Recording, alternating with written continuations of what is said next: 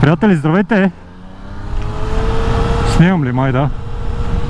Излизам след обедно доста бързо за едно бързо каране. Като имам за цел да изпробвам и новото кардо, което е на мен, и в момента даже слушам музичка. И е доста приятно, да ви кажа.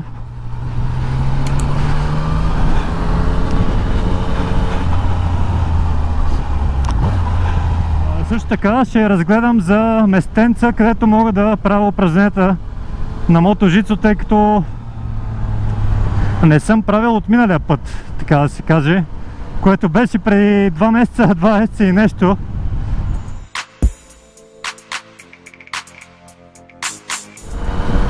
Бензин си имам. Мисля да ходя, приятели, към Джъмбо, да видим Джъмбо, което е на Ботевградско. Да проверя дали ще стане този паркинг там за нещо. Има един, не знам какъв е, буферен ли е, какъв е, но не работещ паркинг, затворен е. Едно приятелче ми каза, че не се влиза лесно там, даже може и да би изобщо не се влиза. Това ми е идеята за днес, да преценя дали ще стане този паркинг или не, и да се разхода, малко да разхода и мотора. Така че останете с видеото. Музичката е на 6. Много съм доволен. За сега много добри впечатления от кардото. За съжаление, още дори не съм виждал колегата с другата половина от кардото, другото устройство. Страшно движение. Какво става днеска, бе? Паси движението. Даже съм, приятели, не знам как е. Това е прозрачния визьор. Сефте го слагам. Много ми се кара, ама нормално, 3 седмици почивка. Почивка от мотора, иначе не съм почивал изобщо, даже си имах доста работа. Ако мога ще и потренирам, взел съм си сечивата и малки конусчета.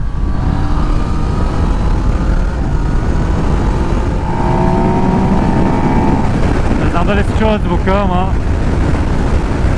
трябва да на някой път да взема да запиша малко звук от мотора. Ще бъде готино.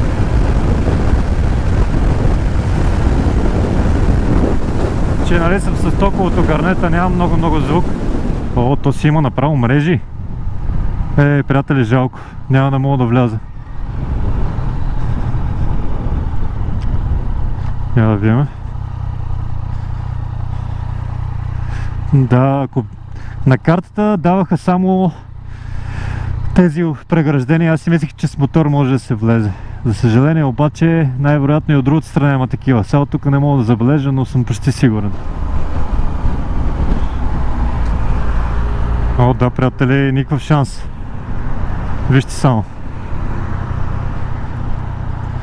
Ама то пък е, там е затворено, бе.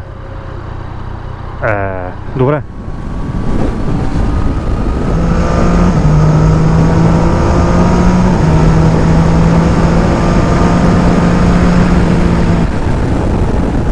Ето го и Home Max. Сега ще видим това паркингче как е, дали има някакви хора, защото май го ползват от време на време, не знам дали ги гонят. Ще пробвам да видя как е. И ако стане, стане, ако не, пътувам. Така да се каже.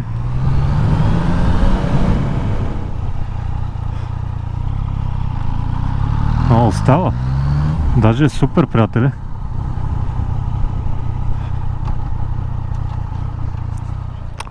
Малко обаче студено, много е студено. Имам къде да се засилвам и да спирам. Така че мога да пробвам нещо, някаква тренировка. Дали ще има време да начертая обаче. Сега ще видим тази работа. Искам да видя дали тия неща са по 2,40. Това е интересен въпрос. И да видим точно по 2,40. Заложих 2 от упражненията, след това ще заложа и другите 2, да не ми стигне времето. За сега ще правя кръга и зигзаците. Целта е по 10 пъти, без прекъсванка. Да видим сега зигзаците.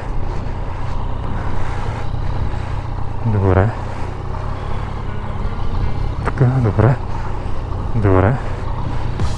Добре.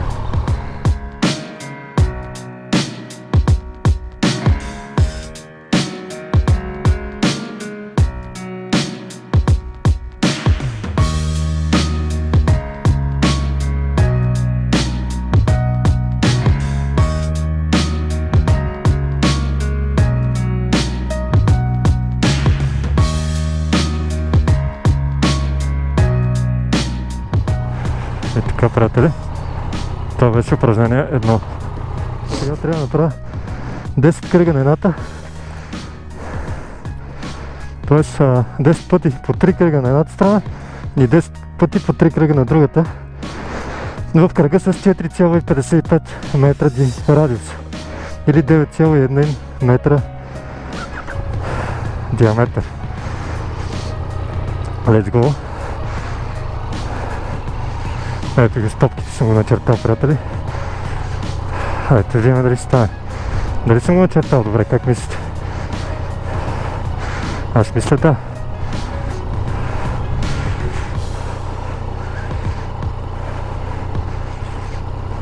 Мисля, че направих 3 на едната страна.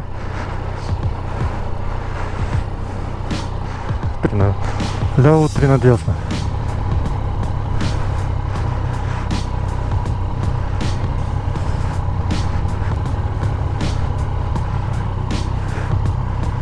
Както знаете, гледаме навътре в завоя, но не надолу.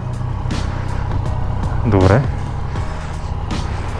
Айде пак наляво. Надясно. При Blue Belt най-трики частта е последното упражнение.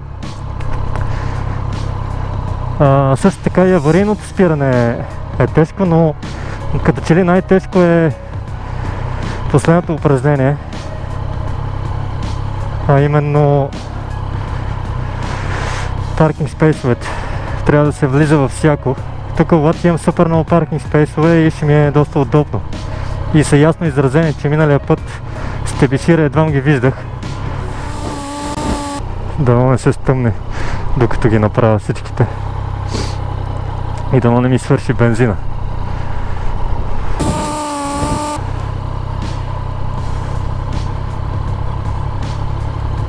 Добре. Това вече надясно. 3 пъти. 7 по 3 колко е? 7 по 6 също. 6 по 7. 42. Трябва да направя по 21 кръга, за да ги приключа. 21 направо. 19. 20. Още едно кръгче наляво. 21, приятели. Обръщам и трябва да направя още 21 надясно, с което приключвам кръговете. Стискайте палци. Това е някакъв космонавтски тест. 14, който правя в момента. 21. Гася и се приготвям за следващите 2 упражнения, защото се стъмва и ми свършва и бензина. 32 км. Първо ще почна от там. Дали ще имам място да спра от тук? Съм сигурен. Така. 32. Добре.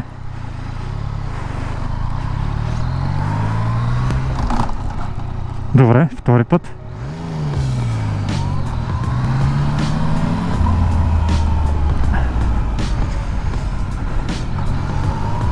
Стана сянка тук. Трети път. Трудно ми е да научкам точната скорост, по-скоро повече по-бързо карам, по-бързо влизам, но по-добре по-бързо, отколкото по-бавно.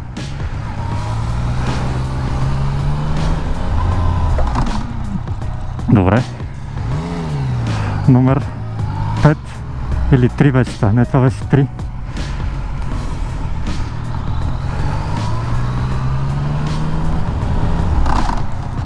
Добре. 4.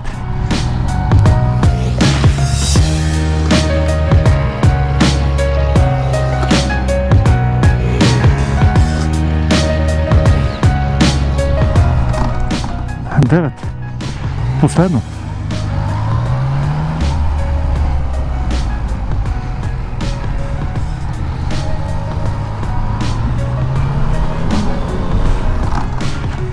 Чудесно.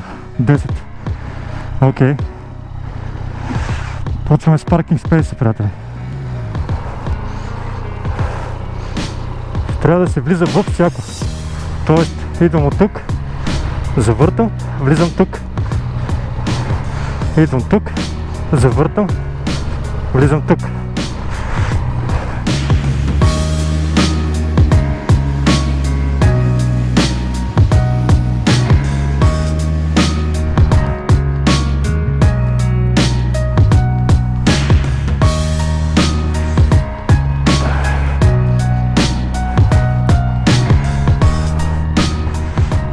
О, да, това е отвратително, приятели. Ако не успея да го взема, ще е заради това. Все пак моята жица го гледах, не е перфектен в контурите съвсем и той. Тъй, че мисля, че добре се справям. Така, ще обърна на врата сега. Окей. И самото това упражнение само по себе си е доста полезно за маневри, за U-turns, за обратни завои. Уникално е. А също така и да усетите мотора. Просто е супер. Аз доста прецизно влизам. Да ви кажа, добре, мисля, че добре се получава. Да. Ще го правя, докато не го усета свое. Но да, определено по-добре от първите опити. Да. Много е важно изнасянето тук.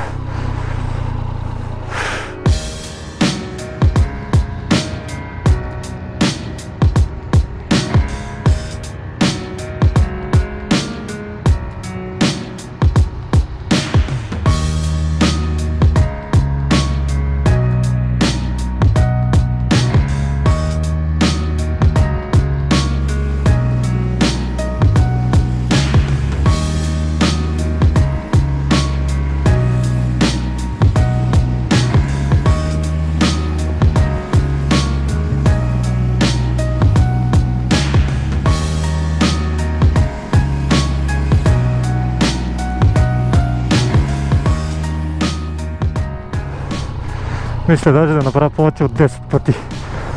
Все пак искам да потренирам добре.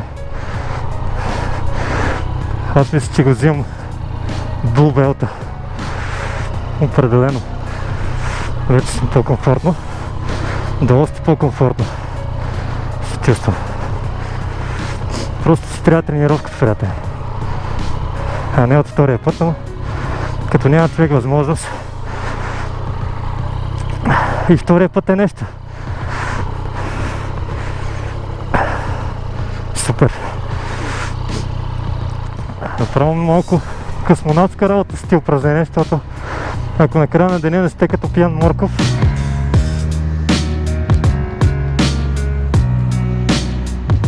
и така, за който не вярва, че всъщност тези упражнения са челендж и са предизвикателство истинско, нека да дойде и да пробва. Направете нещата, пробвайте ги. Най-малкото ще се получите, още по-комфортно ще се почувствате на машините си, ако не е друго. Просто идеално, за да се свикне с мотора. Тези упражнения са страхотни за целта. Погледа също много помага, приятели. Просто много помага. Аз си тръгвам, защото се стъмва. Бъдете здрави и до следващото видео. Чао!